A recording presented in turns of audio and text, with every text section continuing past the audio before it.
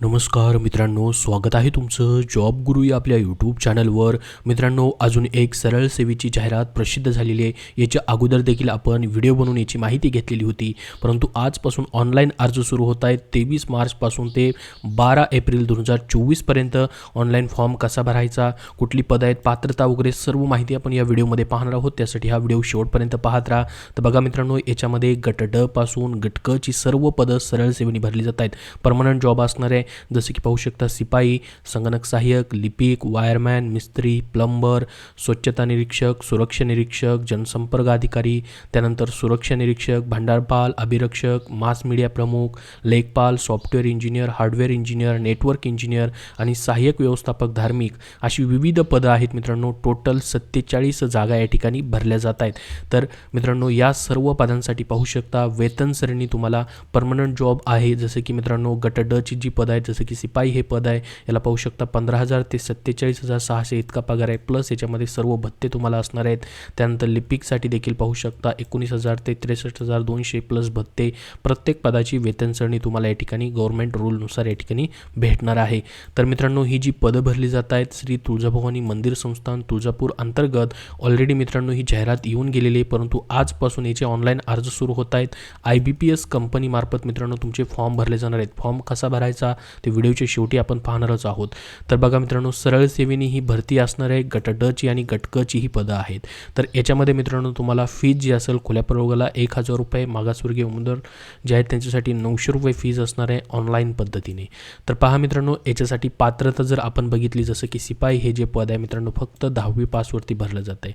त्यानंतर संगणक सहाय्यक, संगणक शाखेतील पदवी किंवा समकक्ष अर्हता मागितले.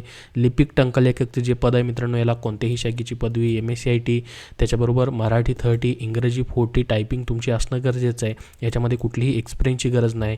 वायरमॅनसाठी मित्रांनो तुमच्या या ठिकाणी वायरमॅनमधून ITI झालेला पाहिजे. त्यानंतर मिस्त्रीसाठी देखील मित्रांनो मिस्त्री किंवा गवंडी अभ्यासक्रम तुम्ही पूर्ण केला पाहिजे. प्लंबरसाठी देखील प्लंबर अभ्यासक्रम पाहिजे.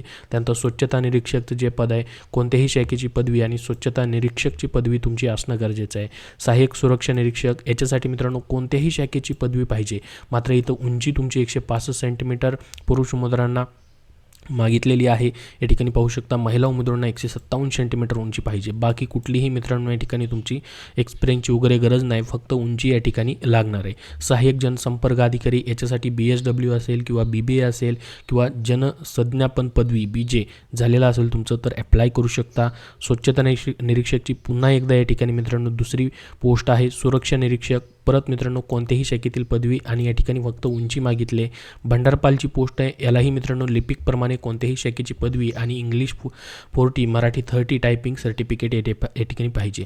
अभिरक्षकची पोस्ट आहे मित्रांनो, ग्रॅज्युएट डिग्री मागितलेली आहे. झूलॉजी किंवा बॉटनीमधून मित्रांनो किंवा अँथ्रोपोलॉजी किंवा ॲसेंट हिस्ट्री किंवा ॲसेंट कल्चर किंवा आर्किओलॉजीमधून मित्रांनो तर तुम्ही इथं अप्लाय करू शकता. डिग्री तुमची झालेली पाहिजे, हिस्ट्रीमधून देखील झालेली आहे, तरीही तुमचं या ठिकाणी अप्लाय करण्यासाठी तुम्ही एलिजिबल आहात. मास मीडिया प्रमुख याच्यासाठी मित्रांनो कोणत्याही शाखेची पदवी आणि पत्रकारिता शाखेतील पदवी पाहिजे.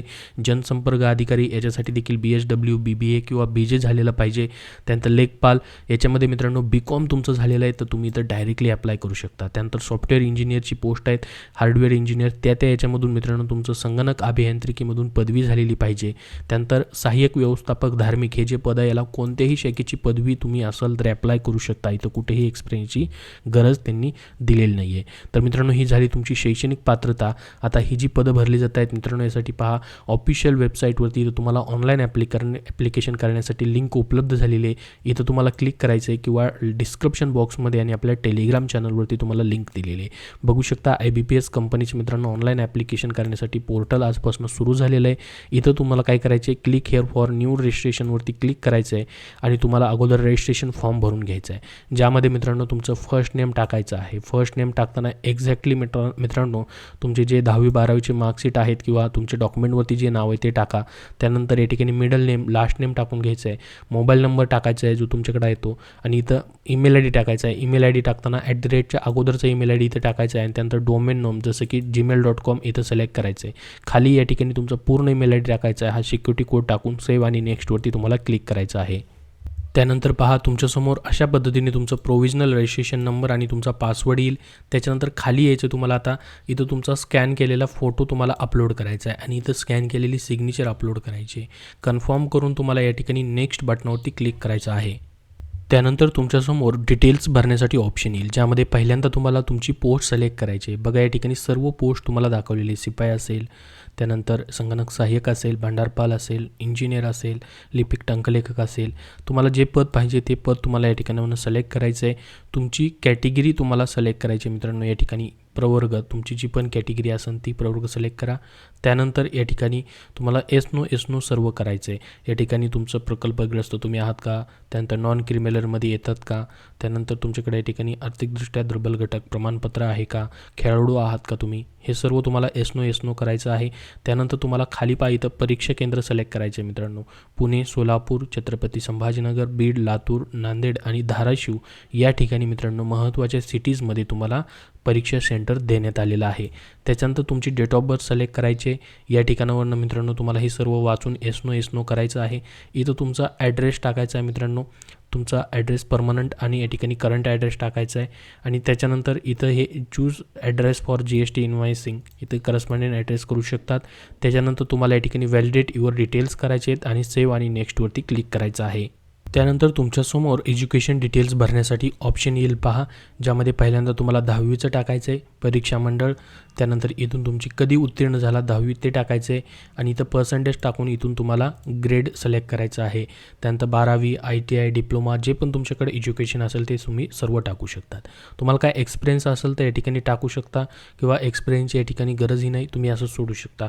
त्यानंतर इथं लँग्वेज नॉन मराठीसाठी पुढं तुम्हाला काय करायचं आहे, रीड राईट स्पीकवरती क्लिक करायचं आहे.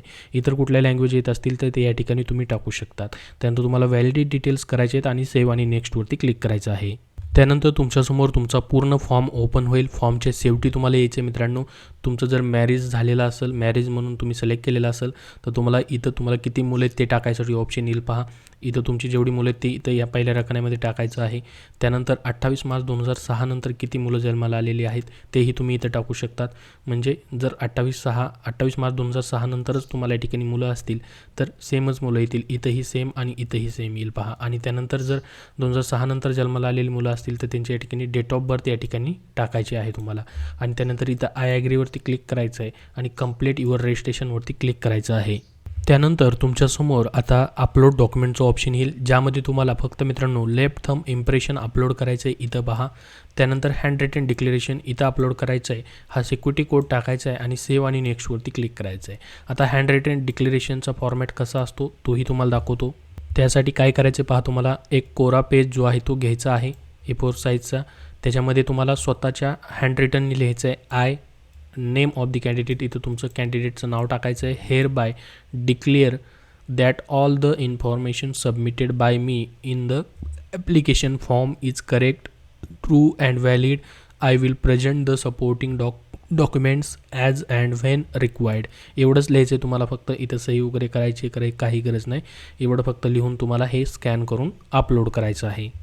त्यानंतर पहा तुमच्यासमोर आता फीज पेमेंट करण्यासाठी ऑप्शन येईल मित्रांनो. इथं तुम्हाला अमाऊंट दाखवेल. इथं कॅप्चा टाकायचा आहे. सबमिट बटनावरती क्लिक करून तुम्ही ऑनलाईन मोडने या ठिकाणी पेमेंट करू शकता. त्यानंतर तुम्हाला तुमचं परत एकदा युजर ID पासवर्ड टाकून अकाउंट लॉग इन करायचं आहे. त्यानंतर तुम्ही तिथून फॉर्म देखील तुमचा डाउनलोड करू शकतात. अजून तुमचे याबद्दल काय प्रश्न असतील तर कमेंटमध्ये विचारा. हा व्हिडिओ नक्की लाईक करा.